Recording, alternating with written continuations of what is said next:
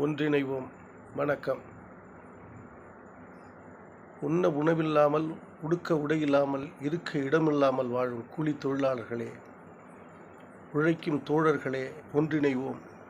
அநீதிகளுக்கு எதிரான புதிய புரட்சியை ஏற்படுத்துவதற்கு ஒன்றிணைவோம். புதிய புரட்சியை ஏற்படுத்துவதற்கு உண்ண உணவில்லாமல், உடுக்க உடை இல்லாமல், இருக்க இடமில்லாமல் இந்த நாட்டில் இன்னும் அடிமைகளாக வாழும் நாம் அனைவரும் ஒன்றிணைவோம்.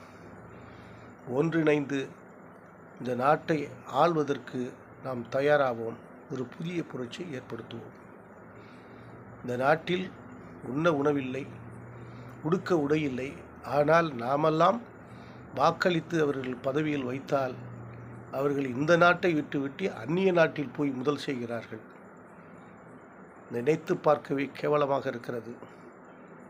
சொந்த நாட்டுக்காரனுக்கு உண்ண உணவில்லை, தாய் நாட்டுக்காரனுக்கு உண்ண உணவில்லை, உடுக்க உடை இல்லை. ஆனால் அந்நிய நாட்டில் முதல் செய்கிறார்கள். இந்த நாட்டு மக்களின் வாக்குகளை வாங்கி பதவிக்கு வந்தவர்கள். அது யார் என்று அவரவர்கள் மனசாட்சிக்கு தெரியும். ஆகவே ஒன்றிணைவோம். கூலி தொழிலாளர்களே, உழைக்கும் தோழர்களே, ஒன்று கூடுவோம். உழைக்கும் தோழர்களே, ஒன்றிணைவோம். ஒரு புதிய பாரதத்தை படைப்போம். ஒரு புதிய தமிழகத்தை படைப்போம். அநீதிகளுக்கு எதிராக ஒரு புதிய புரட்சியை ஏற்படுத்துவோம். இந்த நாட்டு குடிமகனுக்கு 100 ரூபாய்க்கு சித்திரவதைப்படுகிறான். வெயிலிலும் காணலிலும் மழையிலும் கூலி வேலை செய்கிறான். ஆனால் இந்த நிலை இன்னும் மாறவில்லை. கேடுகட்ட நாட்டில் இந்த நிலை மாறவில்லை. ஆனால் ஏழைகளின், கூலி தொழிலாளர்களின் வாக்குகளை பெற்று நீ பதவிக்கு வந்த பிறகு இந்த நாட்டில் வாழ்பவனுக்கு உணவில்லை, உடை இல்லை, இருக்க இடமில்லை. ஆனால் உன்னுடைய இந்த நாட்டில் கொள்ளையெடுத்து அந்நிய நாட்டில் முதலீடு செய்கிறீர்கள். இது நியாயம்தானா? ஒரு கணம் சிந்தித்து பாருங்கள். ஒரு பெரிய ஆங்கில இலக்கியவாதி சொன்னான், அரசியல் என்பது தாமரை இலைகளில் இருக்கின்ற தண்ணீர் போன்றது. அந்த மக்களால் வாழ்க வாழ்க என்று சொல்லுகிறார்களோ அந்த மக்களை விரட்டி அடிக்கின்ற காலம் இந்த நாட்டில் வரும்.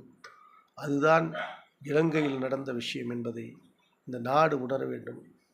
நாட்டு மக்கள் உணர வேண்டும். ரயிலில் ஏறி கிராமத்தில் மாட்டு வண்டியிலேயோ சைக்கிளிலே சென்று பிரச்சாரம் செய்த காலம் உண்டு. ஆனால் உன்னை அந்த வாழ்க்கைக்கு சொல்லவில்லை.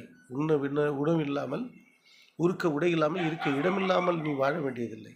உனக்கு உண்ண உணவு வேண்டும், உடுக்க உடை வேண்டும், இருப்பதற்கு இடம் வேண்டும். ஆனால் நீ செல்வதற்கு வாகனம் வேண்டும். அத்தனையும் வைத்துக்கொண்டு இந்த நாட்டிலே வாழ். ஆனால் சொந்த நாட்டு மக்களை விட்டுவிட்டு சொந்த நாட்டு மக்களை ஏமாற்றி கரெக்ஷன், கமிஷன் என்று இந்த நாட்டை கொள்ளையடித்து, இந்த நாட்டை சூறையாடி அந்நிய நாட்டில் முதலீடு செய்கிறீர்களே, ஒரு கணம் சிந்தித்து பாருங்கள். உனக்கும் 100 வயது தான் இந்த மண்ணில். எவனொருவன் இருந்தாலும் 100 வயதிற்கு மேல் வாழவில்லை. ஆனால் இந்த கொள்ளையடித்து இந்த நாட்டுடைய பணத்தை எங்கு கொண்டு சேர்க்கிறீர்கள்? நினைத்து பார்த்தால் வேதனையாக இருக்கிறது. ஊராட்சி மன்ற உறுப்பினர் முதல், இல்லை ஊராட்சி மன்ற தலைவர் முதல், இந்திய நாட்டுடைய பிரதமர் வரை, முதலமைச்சர் வரை, அமைச்சர்கள் வரை இந்த நாட்டிலே ஒரு திட்டத்தை போட்டு அந்த திட்டத்தின் வாயிலாக கரெக்ஷன், கமிஷனை பெற்றுக்கொண்டு இந்த நாட்டு மக்களை ஏமாற்றுகிறீர்கள். இவ்வளவு பணத்தை வைத்து நீங்கள் பணத்தை தின்னவா போகிறீர்கள்? ஆகவே இந்த மக்களுக்கு நல்லது செய்ய வேண்டும். என் நாட்டு மக்கள், என் தாய் நாட்டு மக்களுக்கு உண்ண உணவில்லை, உடுக்க உடை இல்லை. சுவர் இல்லாமல் எத்தனையோ வீடுகள் இருக்கின்றது கிராமத்தில். எத்தனை வீடுகள் கதவில்லாமல் இருக்கிறது. எத்தனை உடை இல்லாமல் இருக்கிறான். ஆனால் நம் வாக்குகளை மட்டும் நீ பெற்று சொகுசு வாழ்க்கை, இந்த மக்களை ஏமாற்றி வாழ்கின்ற வாழ்க்கை பொல்லாத வாழ்க்கை.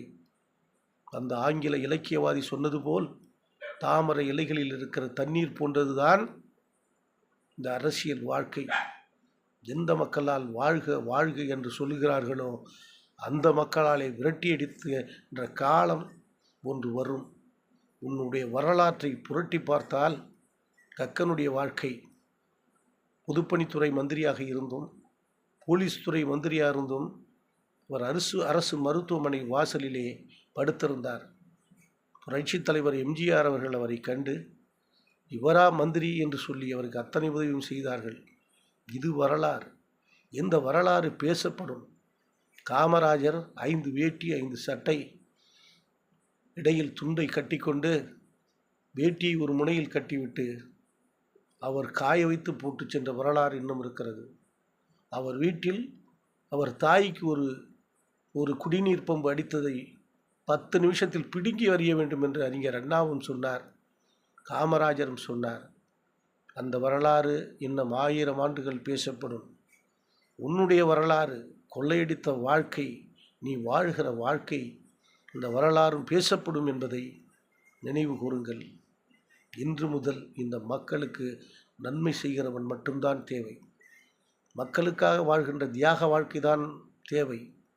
ஆரம்ப காலவனுடைய பதவிக்கு வருவதற்கு முன் உன்னுடைய சொத்து மதிப்பீடு, வெள்ளை அறிக்கை வெளியீடு, உன்னுடைய சொத்து மதிப்பீடு, இன்றைய உன்னுடைய சொத்து மதிப்பீடு என்னவென்று நீ பார். வாட்சி 50 லட்சம், கார் 5 கோடி ரூபாய். யார் வீட்டு பணம் இது? ஆகவே என் தாய்நாட்டு மக்களே, என் தாய்நாட்டு ஏழை கூலி தொழிலாளர்களே, ஒன்றிணைவோம். நாம் இந்த நாட்டை ஆள வேண்டும்.